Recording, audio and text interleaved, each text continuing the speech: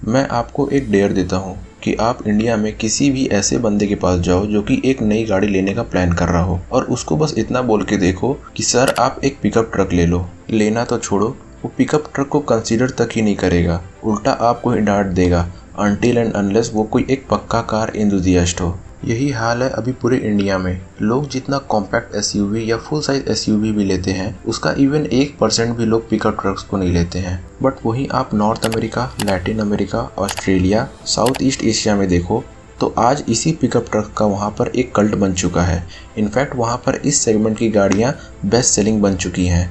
आज वहाँ पर लोगों की ये पहली पसंद है। जितना लोग यहाँ पर कॉम्पैक्ट फैमिली साइज एसयूवी पसंद करते हैं ना, उतना ही वहाँ पर लोग पिकअप ट्रक्स को प्रीफर करते हैं। सोचो ऐसा क्रेज है वहाँ पिकअप ट्रक्स का। और इसी वजह से वहाँ पर डिफरेंट कंपनीज़ को और भी ज़्यादा बढ़ावा मिलता है कि वो पिकअप ट्रक्स के अपने नए नए मॉडल्स को लॉन्च करें। और ट्रस्ट मी, वहाँ पर इस वक्त एक से बढ़कर एक पिकअप ट्रक्स मौजूद हैं, क्योंकि वहाँ पर डिमांड ज़्यादा है तो ऑब्वियसली कंपनियाँ वहाँ पर सप्लाई भी ज़्यादा ही देंगी। बट ऐसा हमारे इंडिया में क्यों नहीं है? ऐसे क्या रीजंस हैं जो कि हमें इन्हें खरीदने से रोकते हैं, जबकि इंडिया में सभी को एसयूवीज और क्रॉसओवर सबसे ज़्यादा पसंद है।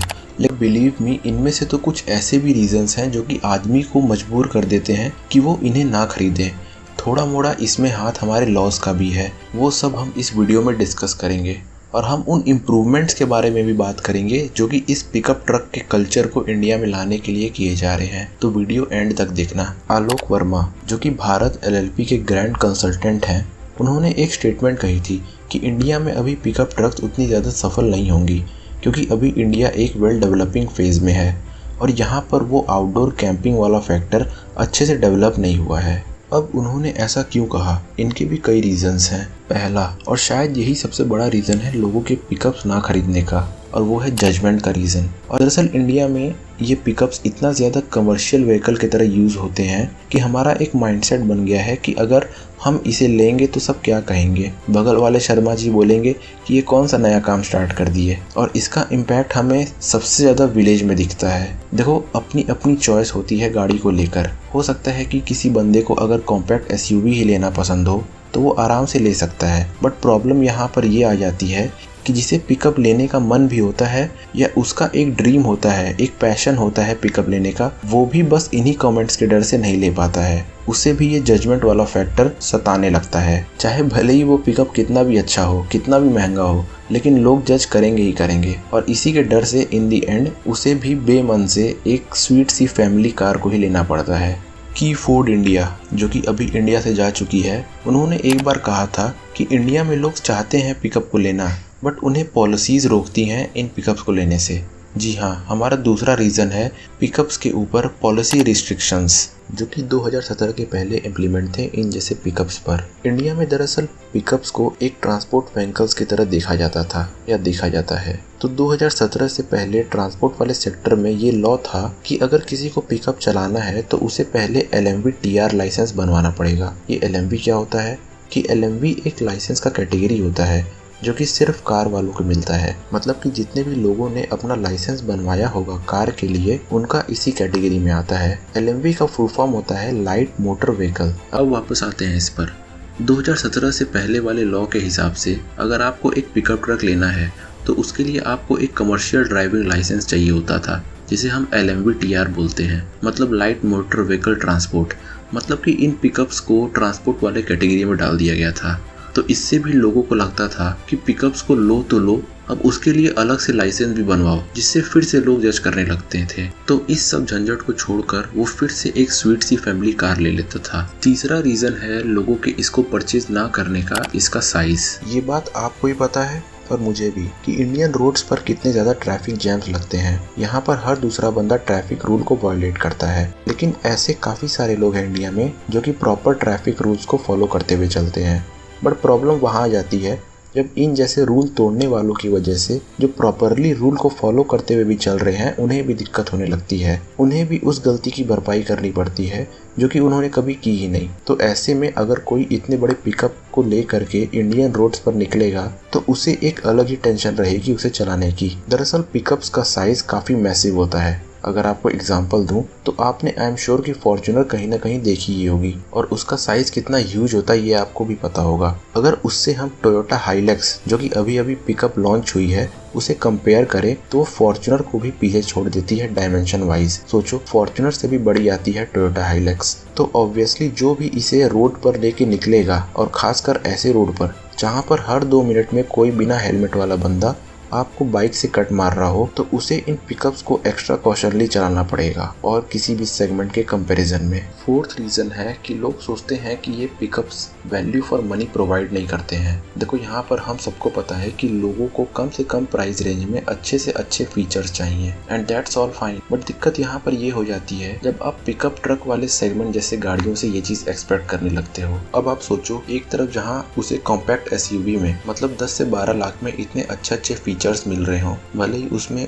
उसे उतनी अच्छी सेफ्टी ना मिल रही हो, और एक तरफ उसे एक पिकअप ट्रक में उतने ज्यादा फीचर्स भी ना मिल रहे हो और उसके 35 से 40 लाख भी लग रहे हो, भले उसमें सेफ्टी अच्छी हो, भले वो गाड़ी लैडर ऑन फ्रेम हो, तो कस्टमर किसको चूज करेगा? ऑब्वियसली 12 लाख वाले को। क्योंकि अगर मान लो कि किसी ने डिसाइड कर भी लिया पिकअप लेने का अपने फीचर्स के फैक्टर को पीछे छोड़ करके, बट इन दी एंड वो जजमेंट वाले फैक्टर से नहीं जीत पाएगा, तो वो भी सोचेगा कि यार इतने पैसे भी लगाओ, ऊपर से अगल बगल वालों के ताने भी सुनो, इससे अच्छा अपना सिंपल फैमिली कार ही ठीक है। सिक्स्थ रीजन है इनके डिजाइन्स और इनके ज्यादा मार्केट में ऑप्शंस ना अवेलेबल होना। तो इससे लोगों को ज्यादा डाइवर्सिटी और कॉन्फिडेंस नहीं मिल पाता है इसे लेने का। अगर ऑप्शंस की बात करें तो इंडिया में आपको इसूजू का डी-मैक्स, वी-क्रॉस, हाइलक्स, महिंद्रा और टाटा के पिकअप ही आती हैं, जिसमें से प्राइवेट के लिए तो केवल 2 ही खरीदने लायक है, डी-मैक्स क्रॉस और हाइलक्स, जो कि अभी लॉन्च की है टोयोटा ने। बाकी 2 जो महिंद्रा और टाटा के पिकअप हैं ये ज्यादातर कमर्शियल के तौर पर ही जाती हैं, जबकि पावर इनमें भी इमेंस अमाउंट की होती है, बट ये दोनों बस अपनी डिजाइन के चलते पिकअप फैंस के मन में अपनी जगह नहीं बना पाई हैं। डिजाइन की अगर बात करें तो इंडिया में कोई भी कंपनी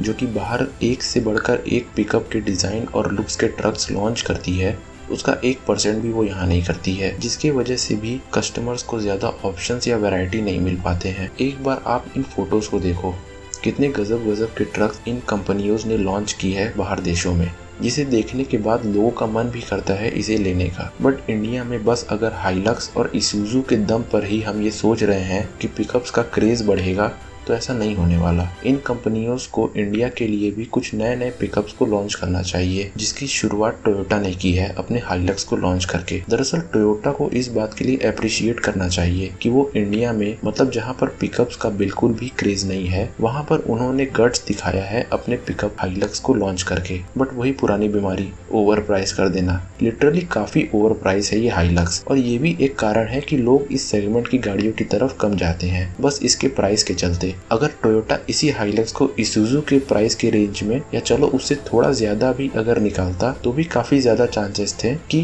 थोड़ा सा और क्रेज होता इस गाड़ी का। बट चलो ठीक है, एटलीस्ट इन्होंने लॉन्च तो किया अपने पिकअप को। अब आते हैं इसके सॉल्यूशन या इम्प्रूवमेंट पर कि हम कैसे पिकअप ट्रक वाले कल्चर को इंडिया में ला सकते हैं। देखो, सबसे पहले तो हमें पिकअप ट्रक को बस एक कमर्शियल गाड़ी की तरह देखना बंद करना होगा। हमें इसे अगर फैमिली कार ही ना सही बट एक नॉर्मल गाड़ी की तरह देखना होगा, जिससे हमारा ये जजमेंट वाला फैक्टर हट जाएगा। अगर किसी को मन भी होगा इसे लेने का, तो हमें उसे और प्रेज करना चाहिए, ना कि उसे सरकास्टिक वे में कुछ बोलना चाहिए। तो इससे वो भी सेटिस्फाई रहेगा अपने पिकअप ट्रक लेने से, और तो और दूसरे लोगों को भी थोड़ा इंटरेस्ट आएगा इन्हें लेने के लिए। और अगर पॉलिसी रिस्ट्रिक्शंस की बात करें तो 2017 में मिनिस्ट्री ऑफ रोड ट्रांसपोर्ट ने इस लॉ को चेंज कर दिया है कि आपको पिकअप चलाने के लिए LMV TR लाइसेंस की जरूरत पड़ेगी। लेकिन अब आप केवल LMV लाइसेंस पर, मतलब जो आपका नॉर्मल कार वाला लाइसेंस होता है ना, उससे भी आप पिकअप को चला या ओन कर सकते हो। बस कंडीशन ये होनी चाहिए कि आपकी पिकअप की ग्रॉस वेट 7500 किलोग्राम से कम ही होनी चाहिए, और लकीली हाइलक्स और डी-मैक्स की वेट इससे काफी ज्यादा कम है,